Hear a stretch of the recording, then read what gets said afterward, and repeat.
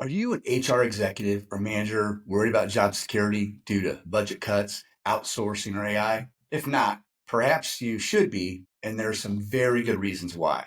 More importantly, there are a few specific actions you can take right now to prepare just in case, regardless of whether or not you think I'm right or wrong.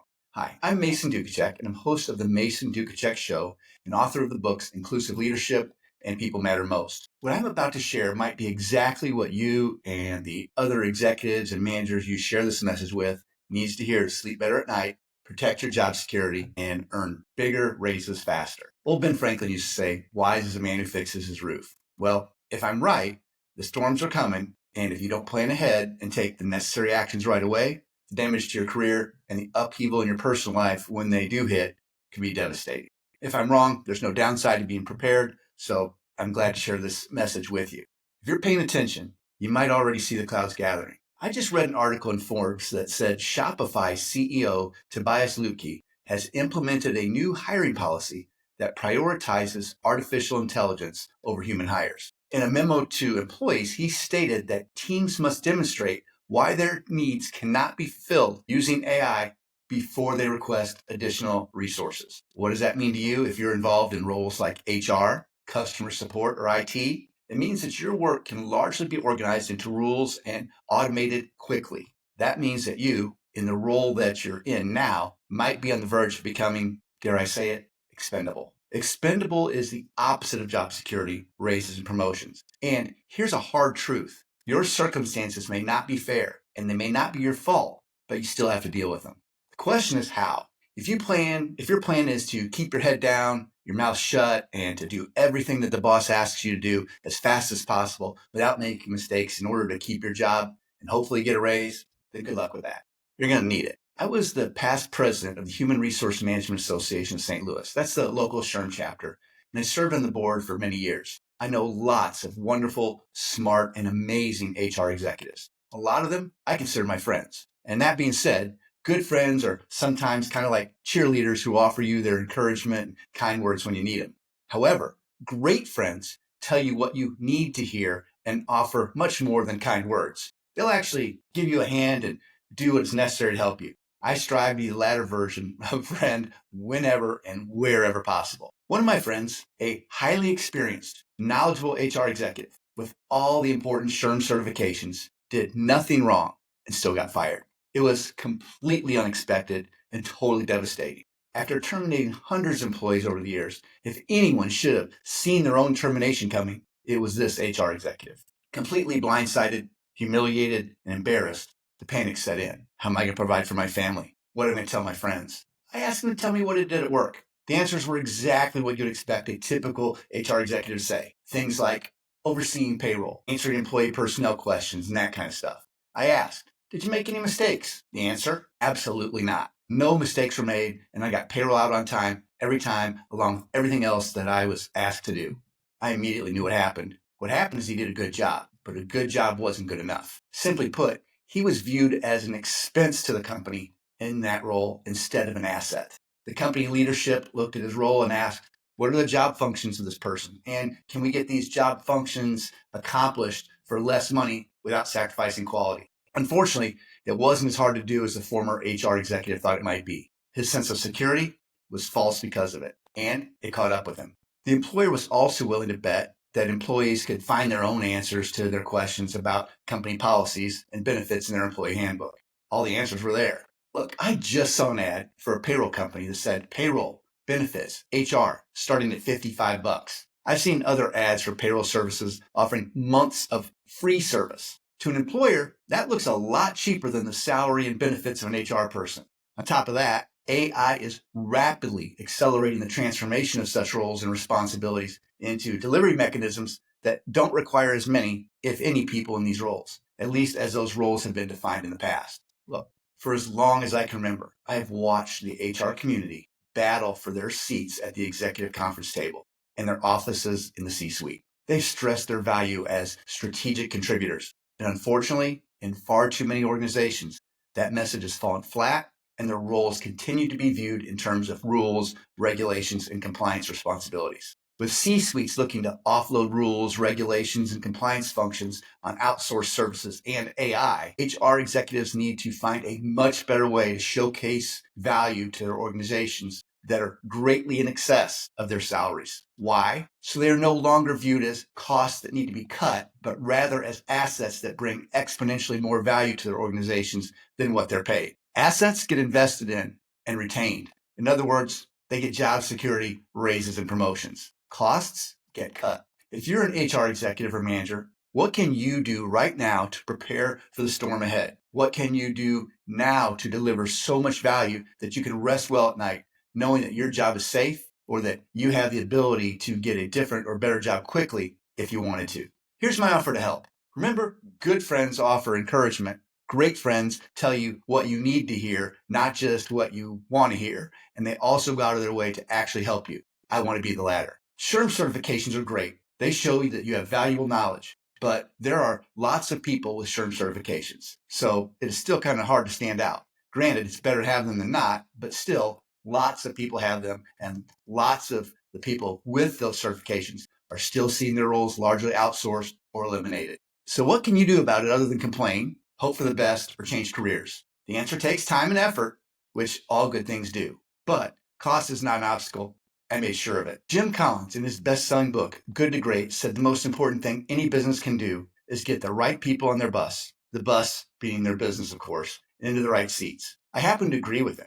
Unfortunately, he didn't explain how, and he didn't provide access to the necessary tools. This is where the Workforce Alchemy Challenge comes into play. If you apply for free, complete it, and earn the certification, also free, then you'll become infinitely more valuable to any and every company you do or could work for. So what is Workforce Alchemy? Why should you care or want to get certified?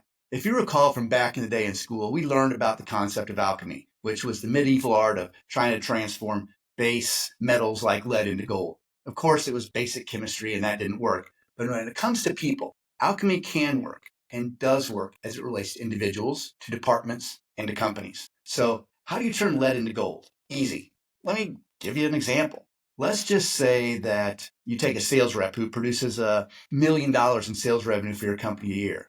Then he's surrounded with people, tools, and technology, and systems that he needs to perform at a higher level. You invest in him and in his transformation.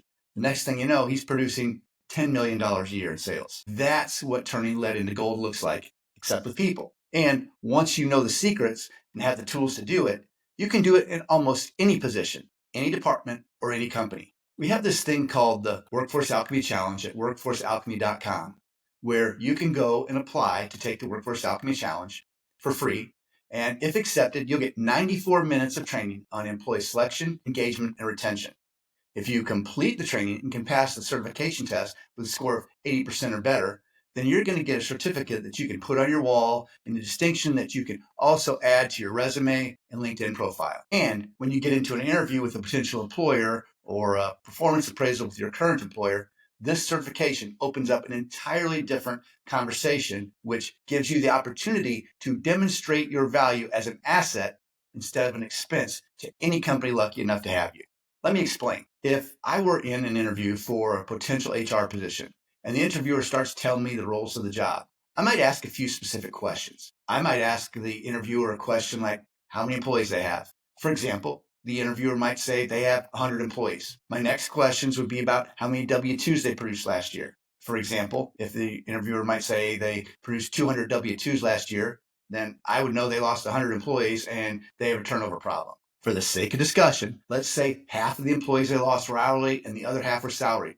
I could put a pencil to the paper, do a little bit of math, and know that if they lost 50 employees and their average salary of their hourly employees was $30,000 a year, I know it costs about 16% of their annual salary to replace each of them. So that's $240,000 in turnover costs just to replace the 50 hourly employees that they lost. Well, what about the 50 salaried employees? Well, I can also do the basic math there and figure out that if they lost 50 salaried employees and their average salary was $60,000 a year, and I know it takes 21% of their annual salaries to replace each one of them, then that's another $630,000 a year in turnover costs. So if I add $630,000 and $240,000, that's an $870,000 a year turnover problem. If I could walk into a company and say, hey, I know how to utilize employee selection, development, and engagement tools, and here's some of the best practices and strategies being used by America's top corporations. I think we can reduce that by 30%. And here's how. And I can show them how to save their company. I guess that would be about $261,000, which is a fairly significant savings they otherwise would have missed. Now, that's just employee selection. But what about employee engagement? I hear a lot of companies talking about how much of a challenge it is to get good quality employees. Now, labor costs are skyrocketing and out of control. Lots of employers mistakenly think that they need to add more people because they have so much more work than they're able to get accomplished with existing staff. To make matters worse, some of them are legitimately in areas where they don't really have that great of applicant pools and there's not a lot of high quality skilled applicants to choose from. In those cases, instead of getting more people, their challenge is getting more work accomplished with the people they already have in place. That's not always easy to do, but it can be done when you know a few secrets that other businesses in the same markets who are hiring from the same applicant pools don't. Perhaps you've seen the Gallup studies. Gallup says that about 16.5% of the working population is actively disengaged, hostile, and disruptive, and trying to cause problems. About 52% of the working population is not engaged, and they're doing just enough not to get fired, sleepwalking through the day.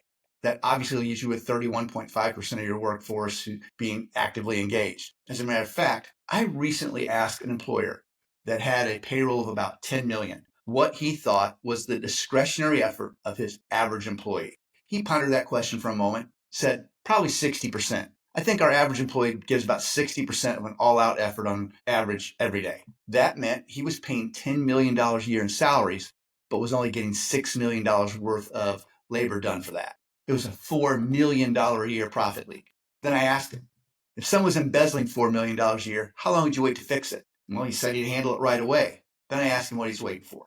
His answer? He didn't know how, and he didn't have the tools. A certified workforce alchemist would know how to go in and rescue a business owner like that. The conversation would be a simple one. If I can show you, based on my knowledge, skills, and experience, how to increase employee engagement by even 10%, from 60 to 70%, that would save you $1 million a year. As a workforce alchemist who knows how to save an employer $1 million a year in employee engagement and another $261,000 per year in savings by reducing employee turnover, you'd be worth exponentially more than anything a business owner would pay you in salary. Why wouldn't any smart employer hire you on the spot or keep you, pay you more, or promote you? To them, you and the value you bring to their organization would make you better than free because you pay for yourself multiple times over. Of course, as a certified workforce alchemist, you'd also know ways to help a company reduce employee theft or fraudulent workers' comp costs, how to help them increase sales and improve customer retention too. So my encouragement to you is to be proactive and to look for ways to become exponentially more valuable to your employer than anything that they pay you, because that translates into job security, faster promotions, and bigger raises. I shared with you what you needed to hear and access to the tools, strategies, and resources that you will also need to prepare for the storms ahead. Sooner rather than later, the storm will arrive. The question you need to ask yourself is, what are you going to do now to prepare for it? In closing, I want to invite and encourage you to visit workforcealchemy.com and to apply for and complete the Workforce Alchemy Challenge. I also want to invite you to check out and subscribe to my podcast, The Mason Duchatschek Show, and our video channel at Workforce Alchemy on YouTube.